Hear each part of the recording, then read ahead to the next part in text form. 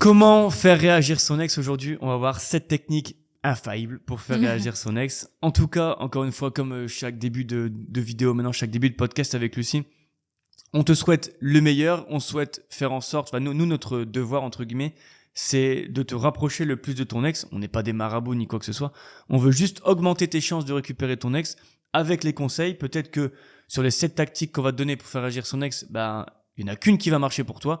Mais s'il y en a au moins une qui marche pour toi et que tu te rapproches un petit peu de ton ex, pour nous, on sera très contents. Ouais, en tout carrément. cas, si c'est pas déjà fait, abonne-toi, mets un like et commente la vidéo si tu as envie de commenter la vidéo. Il n'y a rien d'obligatoire. En tout cas, nous, on démarre tout de suite et je te propose de commencer par la première tactique pour faire réagir son ex. Alors la première tactique pour faire réagir son ex, c'est de l'ignorer totalement. Tu peux vraiment juste le mettre ailleurs, même dans ta tête, au niveau de tes contacts, au niveau d'Instagram, au niveau de tous tes réseaux. Le mieux, c'est vraiment d'ignorer son ex, tout ce qu'il ou ce qu'elle fait, et tracer ta route encore un peu tout seul, et aller mieux de ton côté, et plus tard, après, on verra. Mais pour le faire ou la faire réagir, il faut vraiment ignorer son ex. Moi, j'aime bien l'expression qu'il y avait sur Messenger, qui est encore sur Messenger, c'est mettre en sourdine. En fait, tu mets en sourdine ton ex ou si ton ex t'envoie un message ou t'envoie un appel, en fait, tu le vois pas ou tu le mets de côté. C'est pas grave, tu répondras dans 24, 48 heures, etc. Et ça, c'est effectivement idéal uniquement si vous si vous avez du contact ensemble. Si vous n'avez pas de contact, ça marchera pas, mais il y en aura d'autres. T'inquiète pas, il y en aura d'autres tactiques qui seront bien. Mais vraiment, ignorer ton ex du jour au lendemain, c'est parfait parce que si tu si tu contactes ton ex et si vous échangez par SMS avec votre ex, par exemple, avec ton ex, ce qui peut être cool, c'est que vous êtes sur un sujet où vous parlez bien, où ton ex parle bien, et toi, tu réponds plus d'un coup. À ton avis, qu'est-ce que ça va avoir comme effet sur ton ex? Et je trouve ça bien de te poser la question parce que tu vas créer un petit électrochoc. La réponse, elle est là. Si tu continues toujours à répondre à ton ex et t'es toujours là, ton ex va pas être dans le besoin. Et le but, c'est que ton ex soit dans le besoin par rapport à toi. Et là, en faisant ça, tu rapproches un petit peu ton ex parce que ton ex va se demander pourquoi tu réponds pas forcément alors que d'habitude tu réponds. Ouais, il va se sentir un peu délaissé et il sentira qu'il est plus vraiment ta priorité, et ça va le frustrer. Exactement. C'était la première tactique pour faire réagir son ex. La deuxième, et du coup là, c'est surtout si vous n'avez pas de contact, si t'as pas de contact avec ton ex, faut que j'arrête de vous voyer, on dit tu à chaque fois. C'est la lettre magique, tout simplement. Je dis à chaque fois la lettre magique, c'est la lettre pour récupérer son ex. Et je vais pas simplement te dire qu'il faut envoyer une lettre à ton ex pour le récupérer, pour faire réagir ton ex. Je vais te donner des détails. Qu'est-ce que tu dois mettre dedans? Ou surtout ce que tu dois pas mettre. Ce que tu dois pas mettre, on va peut-être échanger là-dessus, comme ça on n'oublie rien. Ce que tu dois pas mettre, c'est parler de sentiments à ton ex. Ouais, carrément. Il faut pas parler de sentiments parce que ça montre que t'es encore dans le passé et que t'as pas tiré un trait, entre guillemets, sur votre histoire. Tu montres pas que tu vas tout faire pour la récupérer ou le récupérer. Ah ouais, bien ça, sûr, c'est obligatoire. Ouais. Tu n'essayes pas d'être trop direct. Quand je dis trop direct, je cherche le mot. T'essayes pas, entre guillemets, d'harceler ton ex par écrit, dans le sens où tu dois pas être trop lourd. Non, tu dois pas être lourd, tu dois pas absolument proposer un rendez-vous à ton ex et il ou elle, il faut qu'elle accepte parce que sinon ça n'ira pas. Tu dois pas être menaçant non plus dans ta lettre. Tous les interdits un petit peu. Ouais, c'est ça. Tu dois au contraire plus écrire des choses comme le fait d'avoir pris conscience des raisons de la rupture, le fait d'avoir pris du recul sur la rupture. Ça peut être quoi d'autre encore? En fait, c'est vrai que si on devait, on va essayer de faire par étapes. La première, on va dire, il y a plusieurs étapes dans la lettre de reconquête. Ça va peut-être être une vidéo uniquement sur la lettre de reconquête, mais on va essayer de faire vite. Dans la lettre, tu mets une sorte de prise de recul, effectivement, et tu remercies ton ex, dans le sens, merci déjà de lire cette lettre, et je te remercie d'avoir passé du temps ensemble. Ça fait 3-4 ans, ça fait 5-6 mois qu'on est ensemble, peu importe. Tu remercies un petit peu ton ex des moments passés, etc., que ça t'a appris beaucoup de choses. Ensuite, tu montres que t'as compris. Ça, c'est la partie, on va dire, prise de recul. Après, c'est la partie un peu décodage, décoder ton ex. Tu sais ce que ton ex n'a pas aimé. Et tu dis, voilà, je m'excuse, en gros, d'avoir été comme ça. Je sais que t'as pas aimé, etc. Malheureusement, je suis comme ça, je changerai pas. Mais, je suis quand même désolé par rapport à ça. J'ai conscience que ça a pas été dans notre relation. Peut-être on me regarde bizarrement. Non, parce que t'as dit je ne changerai pas. Si, tu vas changer justement. Tu vas apporter des nouvelles choses. Tu vas être une personne meilleure maintenant parce que tu as pris du recul et que tu sais que c'est pas la bonne chose à faire d'être comme ça. Je pensais, ouais, t'as raison. Bon, on va écouter ce que dit Lucie. Mais alors, du coup, je reprends la première étape, prise de recul. La deuxième étape, comment t'as décodé ton ex. Mea culpa. Mea culpa, ouais. En disant, je m'excuse d'avoir été comme ça. C'est vrai que c'était pas forcément la bonne manière de réagir. J'ai pas été assez présent, été, etc. Ouais. Mais sans pour autant rentrer dans le trop direct et être intrusif. Fait vraiment, j'ai pas été assez présent, par exemple. Mais tu dis pas, maintenant, je vais tout le temps être là pour toi. Non, on dit pas ça. Prise de recul, décoder. L'autre chose, c'est on va essayer d'un petit peu titiller ton ex en disant, voilà, maintenant, en gros, c'est ton futur. Tu traces ton futur. Et voilà, maintenant qu'on n'est plus ensemble et que j'ai accepté tout ça, je vais essayer de me reconstruire soi-même. Et tu dis, la lettre n'est pas forcément destinée qu'à toi, elle est aussi destinée à moi. Ça me fait plaisir de l'écrire parce que je peux externaliser tout ce que je ressens. Et je me fais aussi la promesse dans cette lettre de ne plus te faire de mal et d'avancer, de progresser sur moi. J'ai envie de changer, mais pas pour toi, mais pour moi, en fait. Enfin, du coup, pour toi. et tu finis aussi par autre chose en disant, voilà, maintenant, je vais te laisser tranquille. Tu laisses quand même une mini porte ouverte dans le sens où tu peux expliquer si tu veux qu'on discute ensemble. Enfin, pas si tu veux qu'on discute ensemble, mais en gros, tu dis ce serait toujours un plaisir de discuter avec toi. Voilà, maintenant, j'ai quand même besoin de moi aussi prendre du recul et de couper un petit peu les ponts avec toi, mais ce sera un plaisir de discuter autour d'un café dans 1 mois, dans 2 mois, dans 3 mois. Et ce qui montre qu'en fait que tu montres aussi un petit peu tes faiblesses, mais des bonnes faiblesses. Tu montres que tu as aussi besoin de prendre du recul et que tu es assez mature pour savoir que tu as besoin de prendre du recul. Il y en a qui n'ont pas cette maturité. Non. Et tu laisses aussi une porte d'entrée qui est assez intéressante. Enfin, tu laisses une porte d'entrée ouverte pour ton ex par la suite. Dans le sens où tu dis, ok, on ira boire un café plus tard. Et ça veut dire que, ok, t'as envie de reprendre la discussion avec, mais t'as pas envie de la faire maintenant. Donc, tu bloques quand même un petit peu ton ex. Et voilà, on va discuter un petit peu plus tard par rapport à ça. Et j'essaie de la faire le plus concis possible. J'espère que ça a été. Bon, non, ça va. Non, c'est bon. En tout cas, dis-moi en commentaire si ça a été pour toi. Prise de recul, tu montres que t'as décodé et compris ton ex. Tu parles un petit peu, tu traces un petit peu ton futur en disant que cette lettre, tu l'as fait pour toi aussi. Et ensuite, tu laisses une petite fenêtre d'ouverture à la fin. Et c'est tout. Pas besoin de plus. Tu parles pas de sentiments. Je veux pas avoir de cœur partout. Je veux pas avoir de je t'aime partout. Ouais, ça, c'est à enlever. C'est vrai qu'on aurait dû dire ça depuis le début. C'est rédhibitoire. Alors, petit aparté, si tu veux connaître tes chances de récupérer ton ex, je t'invite à aller en barre de description en cliquant sur le titre de la vidéo, puis sur le lien « Faites le quiz gratuit » juste ici. Donc ensuite, ça t'amène vers le quiz et je te laisse donc y répondre tranquillement. À la fin, je t'enverrai tes résultats personnalisés. Sur ce, je te laisse profiter de la vidéo. La troisième tactique pour faire réagir son ex, c'est la technique du SMS pour créer un électrochoc. On a d'ailleurs sorti une formation qu'on mettra en description. On avait 100 SMS magiques pour créer un électrochoc chez son ex. Et le but dans ce SMS, soit tu peux du coup aller en description et récupérer ces SMS, soit tu vas t'inspirer de ce qu'on va te dire. Et le but de ce SMS, c'est par exemple, le type de ce SMS, c'est salut, le prénom. Je viens de passer devant le resto qu'on allait souvent ensemble. Ouais. Je le dis mal, mais tu sauras comment l'écrire. Je viens de passer devant ce resto-là, etc. Je viens d'apprendre qu'il a fermé. C'est trop triste. Et je pense à toi. Et quelque chose comme ça, où tu parles un petit peu d'un moment que vous avez eu ensemble qui était positif. Un souvenir positif, ouais, où tu dis, même à la fin, tu peux dire, j'espère que tout va bien pour toi, bisous. Ouais, voilà. Point, avec un point, rien de plus. Et il n'y a pas de réponse après derrière, on laisse. Voilà, c'est comme si il y avait pas vraiment de, comment dire, tu n'attendais pas vraiment à ce que ton ex te réponde à ce SMS. Et ça peut, ça va créer un électrochoc chez ton ex parce que c'est un souvenir positif. Ça va enlever, on va dire, l'image négative que ton ex a de toi parce que tu vas lui apporter du positif comme ça d'un coup. Donc le SMS électrochoc est vraiment bon. Il y a aussi un SMS que tu peux utiliser, c'est un peu comme le faux SMS où tu vas envoyer un SMS comme si tu te trompais de destinataire. Par exemple, salut Henri, alors que c'est Florent, par exemple. Alors c'est toujours ok pour samedi. Et ça, ce SMS, ton ex, ça va lui créer un petit peu de l'aversion à la perte parce que du coup, il y aura vraiment purée, il voit quelqu'un d'autre ce week-end et c'est pas moi. Ah, mince. Et ça va le frustrer ton ex et ça va aider à le ou la faire réagir. Et encore une fois, le plus important, je trouve, dans les deux types de messages qu'on vient de donner, c'est de pas répondre, en fait, après. Si t'as envoyé un message et tu t'es trompé et que ton ex répond, non, c'est pas moi, tu t'es trompé. Au lieu de, si tu reviens, tu dis, ah ouais, désolé, et que tu entames une conversation, ça va pas. Le but pour faire réagir ton ex, c'est de même pas répondre. C'est qu'au bout d'une semaine, ton ex se dit, il m'a envoyé un SMS et il s'est trompé, il m'a même pas répondu, il s'en fout tellement de moi. Et en fait, faut en arriver là. Et par rapport au premier message, il faut que le message que tu envoies, c'est effectivement, j'ai pensé à toi, bisous. Et qu'il n'y ait pas de réponse derrière. Et si ton ex répond, tu réponds pas. En fait, tu laisses un petit peu aussi ce temps. Il faut que ton ex pense que tu es en train d'écrire ce message et que après tu as mis ton téléphone dans ta poche et c'est fini. Ouais, c'était vraiment juste une pensée instantanée sur le moment.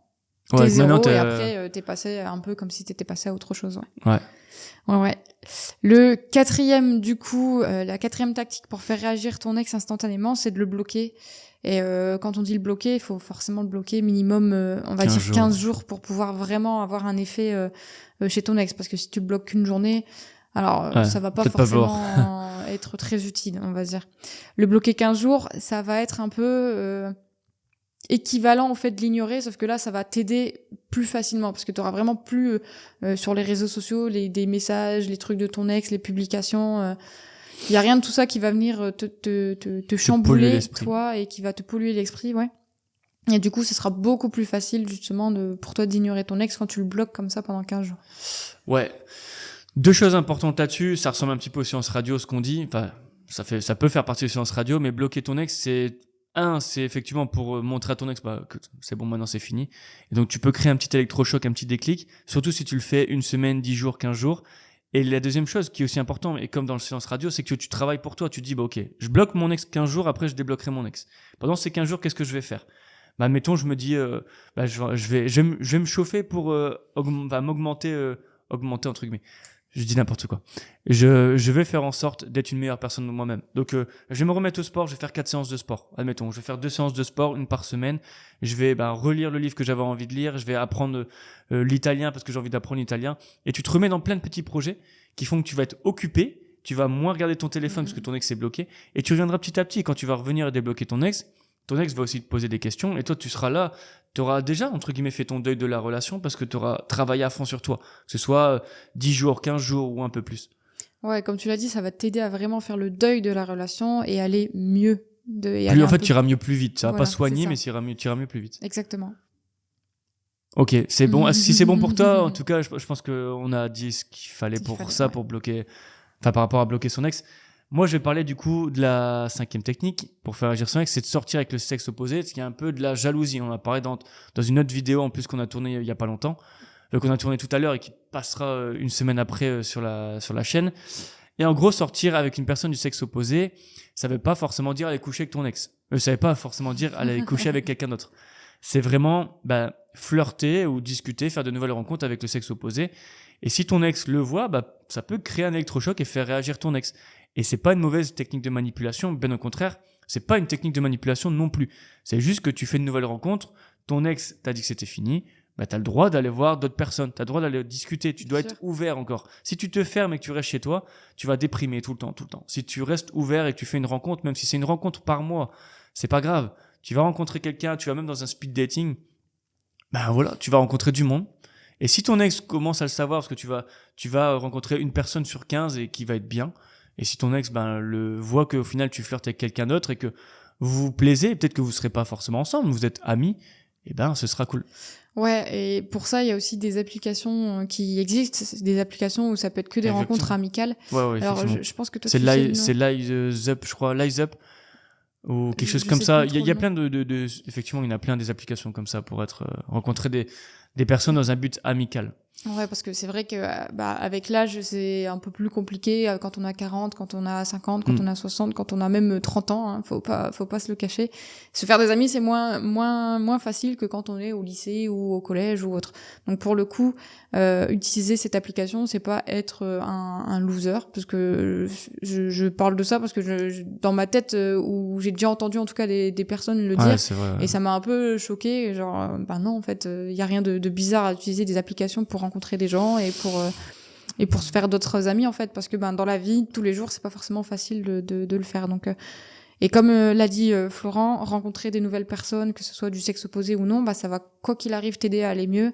Et c'est sûr que si c'est des personnes du sexe opposé et que ton ex l'apprend, ça va l'aider à là où le faire réagir, parce qu'il va se dire, il va avoir cette aversion à la perte, il va se dire c'est bon, finalement je suis en train de perdre mon ex et ça va pas. Je fais un petit récap rapidement parce que du coup on a abordé pas mal de tactiques pour faire agir ton ex. La première c'est ignorer son ex du coup du jour au lendemain. La deuxième c'est l'être magique. Je vais pas revenir sur les détails de l'être magique. L'autre c'est un SMS, forcément pour créer un électrochoc. Tu peux aller en description du coup pour voir tous les SMS qu'on a déjà créés nous et qu'on utilise avec nos coachés. Et bloquer son ex, bien sûr, la quatrième technique. Cinquième, sortir avec son ex opposé. Et je te laisse enchaîner du coup avec la sixième. Et la sixième, ça serait envoyer un SMS de remerciement à ton ex.